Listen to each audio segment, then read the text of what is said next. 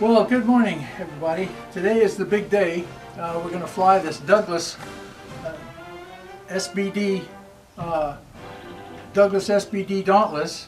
It's a twin-seater. We had a gunner and a pilot, and this had significant value in the war in the Coral Sea and the Midway engagements. I originally bought this thing. We tried it. I've had it for about 3 months working on it now, but I was looking for this thing for a couple of years, and everybody was discontinuing the model. And this particular model is a VQ, and they were out of stock. But fortunately, I was able to find this model from VQ for sale at Hobby King. So I got a good price from Hobby King, and I bought the model and did some modification to it. Did a little extra work in the cockpit detail, which I usually do with my scale models. And the logo that you see down there is Felix the Cat, was drawn by Walt Disney. That is was for the 21st of the Fighting 21st VMF Squadron, which doesn't have anything to do with bombers. But I love the logo, so I just had to have that on my plane. So actually, my brother Dennis was responsible for me choosing that logo. He's the one that got me going. So thank you, Dennis. And I might say that it's a beautiful morning this morning. There's no wind so far, knock on wood. And today is the 17th of July, 2018, and we're going to fly this puppy.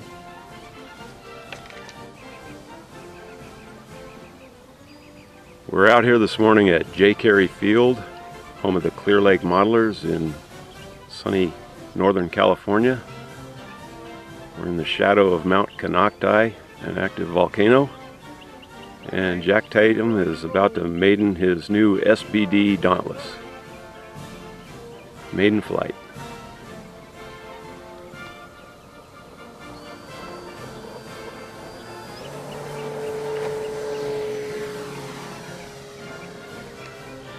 Yeah, it looks like a good takeoff. The SBD Dauntless was originally conceived as the BT-1 by Northrop aircraft in the mid-1930s. Later on, Douglas aircraft bought out Northrop and took over engineering of the model, the aircraft.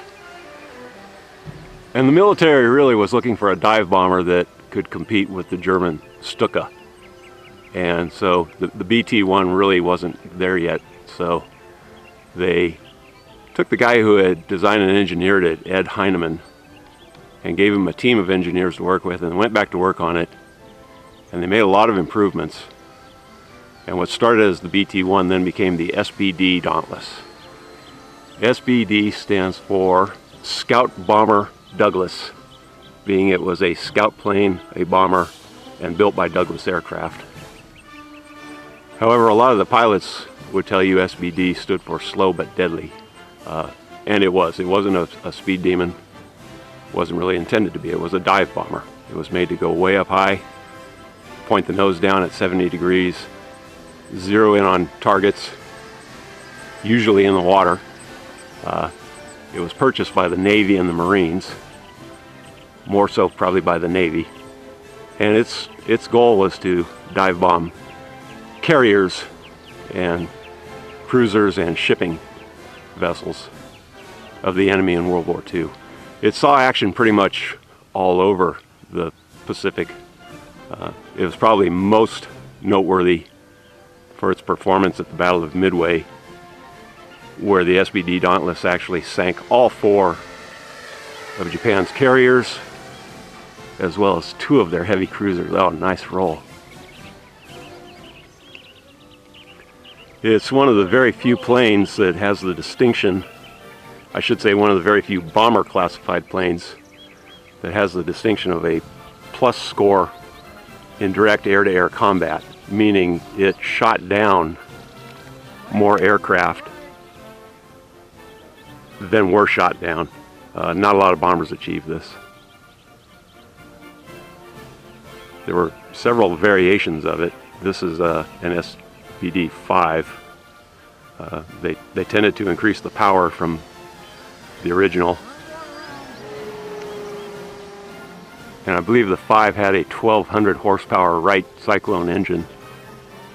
It also had much better armament. It had 2 forward-facing 50 caliber machine guns and a rear gunner position for a second man with 2 30 caliber Browning machine guns that were on swivels. So that gave them the capability to act as a fighter when they had to against the Japanese Zeros primarily.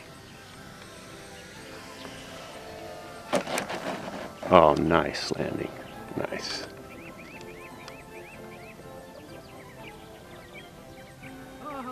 And we're back down on the ground. Nice job, Jack. A quick side note, there was a pilot by the name of Stanley Swede Vegstasa. He was a Navy pilot, old boy from Montana, as I recall. He went up in the SBD Dauntless in the Battle of the Coral Sea and managed to shoot down 3 Zeros. I should say shoot down or disable. He shot down 2 of them, and by flying straight at the 3rd one, managed to slice the wing off of the Zero without damaging the Dauntless, and landed the Dauntless back on the carrier. No small feat. The Navy, realizing what a gross misappropriation of resources it was having Swede as a bomber pilot, reappointed him as a fighter pilot in an F-4F Wildcat, where he went on to shoot down 7 enemy aircraft in one day in the Battle of the Santa Cruz Islands. So, but the fact that he could take out 3 Zeros in a bomber speaks to the armament and what a great plane the SBD really was. Jack, that was fantastic. Well, that's a beautiful model. We used a little bit of. I used just the small amount of flaps on it, the first setting there. So I'd say about 10% flaps. Yeah. So it did pretty well. I didn't even get a chance to talk about the flaps. The SBD Dauntless also had split flaps that were capable of slowing it down when it went into a dive. These have been disabled. We don't have split flaps. Lee Berry's brother flew this airplane and in World War II, and Lee said his brother, that's the one thing, they had 3 handles there, and one of the handles were for flaps, the other was gear, the other one's for the speed brakes. So that he said you don't want to put that handle on when you're flying level flight because you'll stop midair. So that's only when you're diving to take out an aircraft carrier with a bomb load. But I was really happy with this. This flew good. I may fly this again this morning. That looked exceptional. I hope you do. We'll get some more footage. All right. Thank you, Jack. Thank you. And a last look at our resident volcano, which looks like it's resting comfortably at the moment.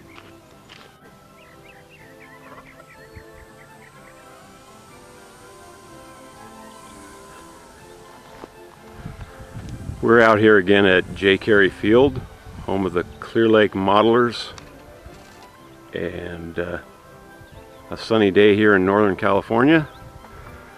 And Jack Tatum is taking his second flight on his brand new SBD Dauntless model.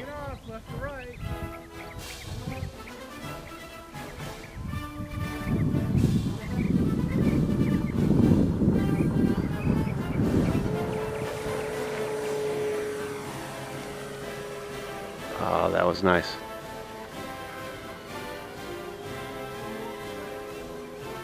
Merriam-Webster defines dauntless as showing fearlessness and determination. And the Dauntless aircraft lived up to that. Its performance in World War II all over the South Pacific was spectacular. The plane is responsible for sinking more enemy shipping than any other of the Allied aircraft. In fact, more than most of them combined. And it was a bomber. Its main intention was a dive bomber. It has split flaps for brakes, and its intended purpose was to be out on a carrier on the ocean and launched from a carrier get up high in the air, and then go into a steep dive and let loose its bombs. As I said, it fought all over the South Pacific in most of the campaigns, probably all of them. Its most noteworthy performance, without a doubt, was the Battle of Midway. The SBD Dauntless sank all 4 of Japan's carriers, as well as 2 of their heavy cruisers in one day during the Battle of Midway. Really, you can't even say it made the difference. It totally made Midway a slaughter. It had a lot of performances that were exceptional, and as a bomber it was also exceptional in a fighter mode. It had good armament. This is a version 5. They started with 1, 2, 3, 4, 5, and eventually 6, although by the time 6 came out, the war was pretty much over. 5 was the most produced and had the best record.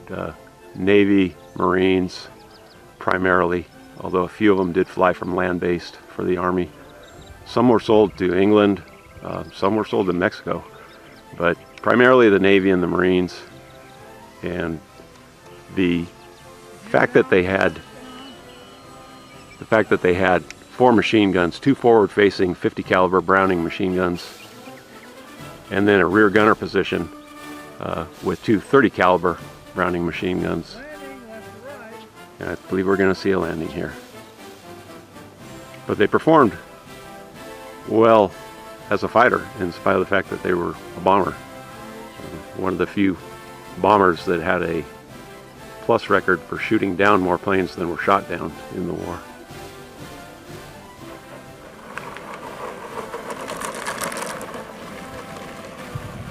All right. Beautiful, Jack. Want to get it right over there too. Yeah, that's going to look nice. I actually had to back out the frame a little bit. Jack, who's the manufacturer of this model again? I know you bought it from Hobby King. VQ. VQ models. VQ. Thank you. Yeah. I have that. Actually, you did the video on the P40. Right. Which is also a VQ model. Right. Now, with all that goings on and all that flight, the wrinkles are all gone on it. Well, good. It's nice, and maybe you leave it out here and it gets wrinkled and it tightens up. Who knows? Wish I could say that for my wrinkles. Looking good. Okay, the switch is off. All right. This has been a good day. Yes, it has. All right, we're going to wrap this video up.